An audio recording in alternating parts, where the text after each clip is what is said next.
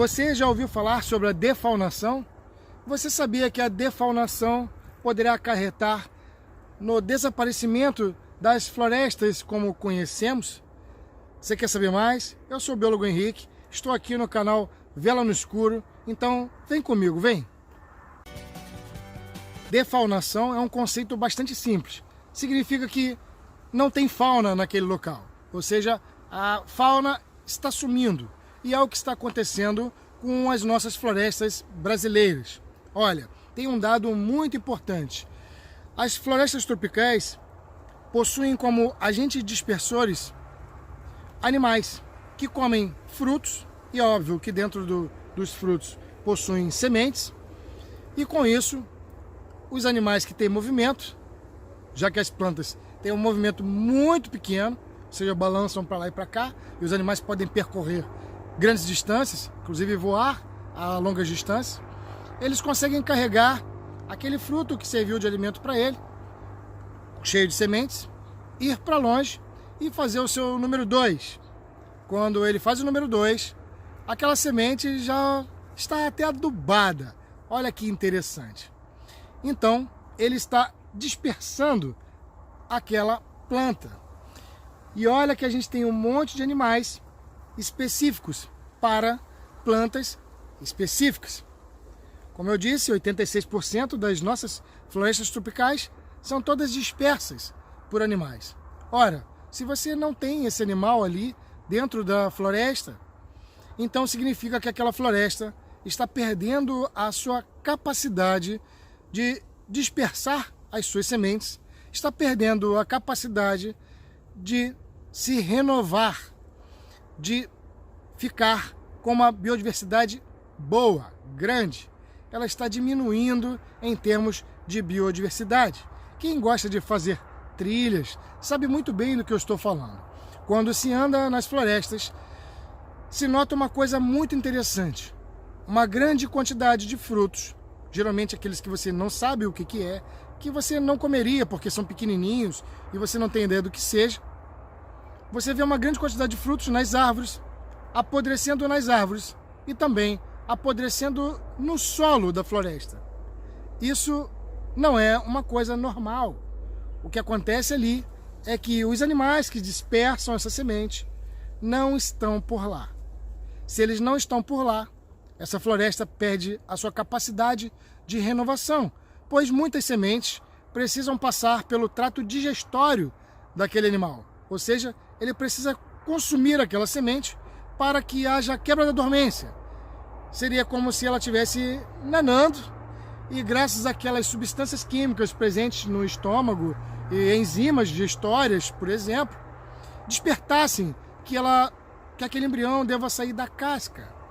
Olha que interessante. Então, quando o animal defeca, a semente, como se ela fosse uma coisa, né? Se ela pudesse dizer, ela diria, está na hora de eu sair. E aí sai aquela plantinha bonitinha. E com isso houve a dispersão. Mas se o animal não está ali, ela não se renova.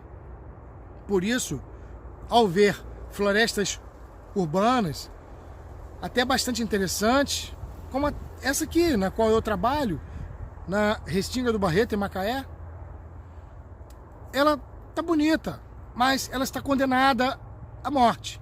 Ela não vai durar muito mais em termos de biodiversidade do que 100 anos, 200, 500 anos, 600 anos.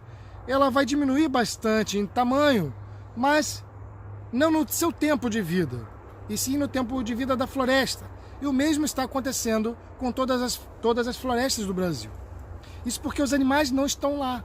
Isso porque não está havendo uma teia alimentar. Não está havendo uma teia alimentar complexa. Está faltando os predadores de topo. Olha, em Yellowstone aconteceu uma coisa muito interessante. Yellowstone é um parque clássico lá nos Estados Unidos. E eles decidiram reintroduzir o lobo. Na época foi um problema muito grave. Ninguém queria o lobo lá. Mas o parque por si só estava definhando. Os rios estavam assoreando, as plantas não se renovavam. Isso porque Animais herbívoros entravam dentro da floresta, comiam plântulas novas, só deixando as plantas velhas. Havia problema na dispersão das espécies de planta e com isso os rios ficavam assoreados, pois perdiam a sua borda. Era um problema sério. E aí se decidiu a louca ideia, quer dizer, teve estudo para isso, de se reintroduzir o lobo lá. E o que aconteceu? O lobo é um predador de topo. O lobo passou a predar os uaptis, que iam lá dentro se alimentar das plântulas na floresta. E com isso as plântulas puderam vingar. O lobo, ao se alimentar de animais de grande porte, também deixavam carcaças. Isso atraía ursos e também atraía texugos, que não comem só carcaça, mas comem frutos, são dispersores de sementes. E com isso a biodiversidade do parque aumentou e em poucos anos até o leito dos rios voltou ao normal. Viu como é importante que a fauna esteja ali dentro da floresta, cumprindo o seu papel?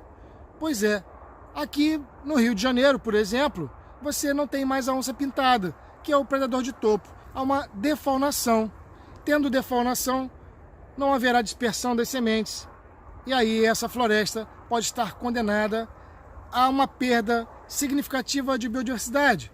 Pode estar condenada à morte também, porque uma vez que ela apenas sobreviva com plantas dispersas por vento, por exemplo, aquelas plantas que são dispersas por vento podem não ser suficientes para manter aquilo como floresta. E aí acaba com tudo. Então, fica a dica aí. Estamos perdendo as nossas florestas tropicais por conta da defaunação. É preciso que haja um programa grande para a reintrodução de fauna. Damos muito valor, entendemos como funciona os fungos e as bactérias, que são importantíssimos na decomposição dos nutrientes para a renovação do ciclo das plantas, mas estamos começando a entender a importância dos animais para a manutenção das florestas. E pode acreditar, eles são importantíssimos. Que seja feito o mais rápido possível um programa de reintrodução de fauna, mas um programa bem pesado, não só no Brasil, mas no mundo inteiro. Fica a dica, eu sou o biólogo Henrique, aproveita, dá uma visitada lá no meu canal, são quase 400 vídeos de biologia, divulgação científica e proteção ao profissional biólogo. Valeu, pessoal do Vela no Escuro, até a próxima!